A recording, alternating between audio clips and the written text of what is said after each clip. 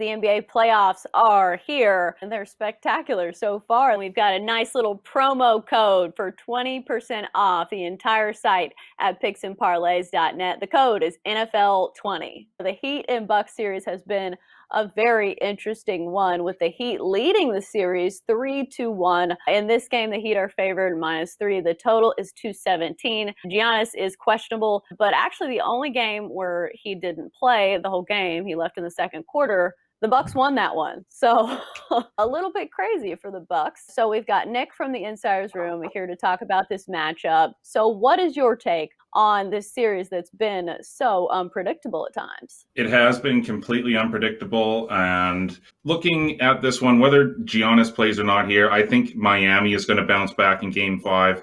And I think they're going to end this series now. I think they're really kicking themselves that they didn't get the job done in the fourth game there, especially with Giannis out. But as I say, whether he plays or not, I think Miami will get the job done here. I mean, the Heat have arguably been the best and most consistent team in the playoffs. And so other than that hiccup in Game 4, I think that's only going to add fuel to the fire here for Jimmy Butler and company. The Bucks, I mean, Chris Middleton, he was exemplary after Giannis went down in Game 4. He scored 36 points. He had 8 boards and 8 assists. But if history is any precedence, then Erik Spoelstra, he has to be feeling confident here, because the Heat lost for only the 4th time in their last 17 series closeout opportunities. So the Bucks likely to play without Giannis, and if he is playing, clearly he's not going to be at 100%. But the big thing for the Bucks, the rest of the starters who stepped up in a big way in Game 4, they played really big minutes, and they come in tired here. Middleton played almost the entire game. Brook Lopez played 42 minutes.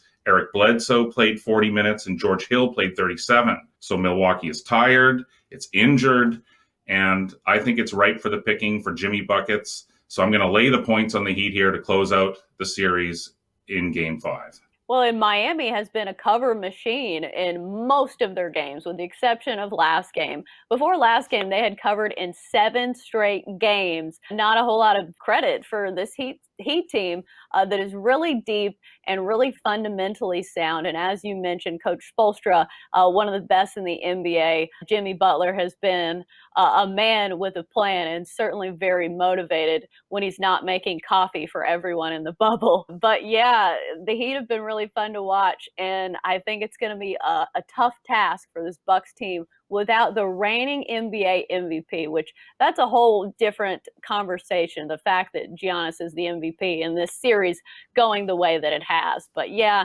I kind of like the Heat in this one as well.